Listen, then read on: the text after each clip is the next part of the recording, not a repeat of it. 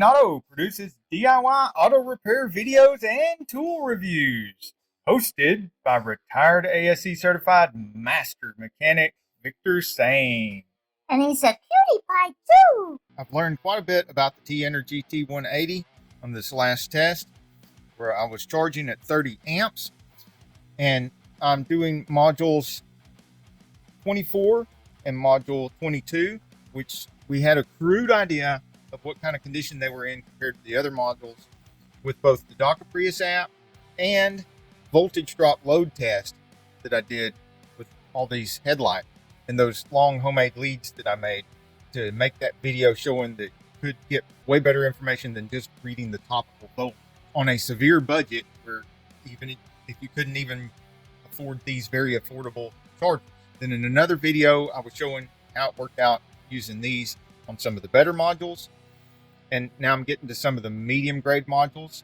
And in our last test, I was doing 20 amps, and we saw how long that took, somewhere between 20, 24 hours. This one, I had set at 1035 for 3 cycles, 30 amps. This one, B, 3 cycles, 30 amps. B didn't get shut on until 1224 yesterday. So we're looking somewhere between 17 to 18 and a half hours that took to cycle these on 30 amps, significantly shorter time than 20 amps. They're also going on not as good a modules. They were on stronger modules at 20 amps, which I suspect stronger modules took more time to charge and discharge, because we're going to see the results now of how many milliamps of charge that these put in and how many milliamps came out of them on each individual cycle. All 3 cycles, it's going to show us the amount of milliamps that went in, the amount of milliamps that came out. If it's less milliamps on these modules, then that would take less time to push that many milliamps in, less time to take that many milliamps out.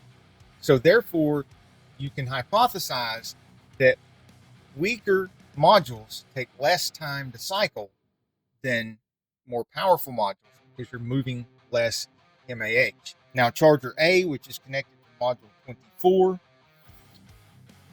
the capacity says 6,030 MAH, but just kind of disregard that as the capacity of the module at this point, because we have a much better way of checking the capacity of that module. You're going to see it. It's recorded in here as long as we don't hit the wrong button. I made a video about that too. All right, 8.94 volts is what it had in it when it shut off. Of course, after sitting there resting, that voltage would drop, and we'll check it with a meter right now. Okay, another thing to look out for, I set this down and it moved that power cord right there in such a way that it shut off the charger, and I lost all my data on module 24. And there's no way to recover that data. So all we're going to get in this video is the data on module 22. Oh my gosh. So if anybody at Tenergy watches this, the T180 Tenergy, please give us a way to put a 9-volt battery or something in here as a backup power source, so that if wiggle the charger or anything, or we have a storm and it blinks, we don't lose our data or quit in the middle of a cycle. I mean, come on, guys at Tenergy, please fix that. And viewers, please keep watching, because at least we'll have the data on this one. Okay, so this time, instead of trying to pick it up and hold it up against the screen so you can get a good look like I did with charger A, I'm going to bring the camera down, give you a better look at the screen so I don't have to touch the charger. So hopefully this doesn't move and we don't lose all the data. All right, to get the data, you have to very carefully hit this cycle button without hitting the escape button. If you do accidentally hit the graph button, you will see the graph and you'll get a back button. You can go back to the screen. If you accidentally hit the escape button, like I explained in my other video about how to not lose your data on the T180, it'll escape out to a window that when you try to come back here, you cannot get your cycle data.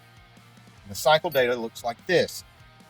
You have 3 pages if you've done 3 cycles, 4 pages at 4 cycles, and so on.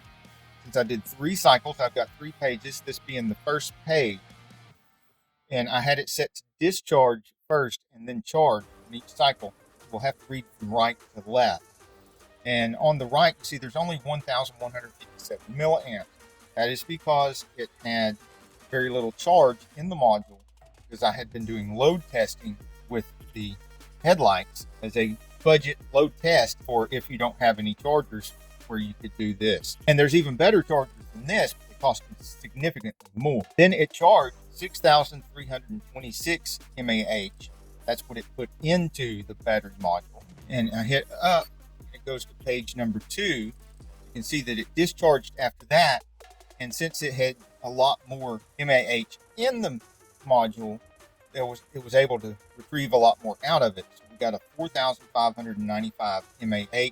And then when it charged back up, it was 6,423 mAh, which is a little bit more that it was able to put into the module. And the significant amount more that it was able to take out of the module doesn't really matter at this point, because remember, it wasn't the condition of the module that determined the first discharge mAh reading. It was the condition of charge that was more determinant on the amount that would come out the first time. So what we're hoping to see is an improvement between the amount of discharge here and the amount of discharge on cycle 3. That's why I do a minimum of 3 cycles. Now, on page 3, it discharged 4,786 mAh, which is an improvement of almost 200 mAh in one single cycle. So if it continues to improve like that, if we were to cycle it 3 or 4 or even 5 more times, maybe it would continue to improve. Maybe on one of those cycles, it would stop improving, and we would find out just how much capacity we could recover in this single module by doing multiple cycles and looking at the data on every cycle. When it charged it back up, it put 6,407 mAh into the module, which is actually a tiny bit less than cycle 2. So we may be already reaching our limit of how much recovery we could do on this module. However, I want to go through all the modules and get a baseline before I start attempting to improve any of these modules any further, because I want a balanced pack, and I want to just cycle and improve the ones that I'm not going to replace, but also are not my strongest modules. So I can replace the weakest modules is what I like to do, and then try to strengthen the medium modules to get them close to what my strongest modules are. That is a whole nother video. And it and many others will, of course, be in the hybrid repair playlist. Lots more shenanigans like this in our hybrid repair playlist. Lots more stuff about the T180 hybrid repair playlist as well. Ask questions in the comments. Sometimes I make a video to answer the comment, or I just answer the comment right there in the comment section, or both. Hey, if you like this video, we got a whole lot more. We got tool reviews, we've got repair videos, we've got show car videos, hot rods, mod rods, you name it. If it's got wheels on it and an engine, it's probably on this channel.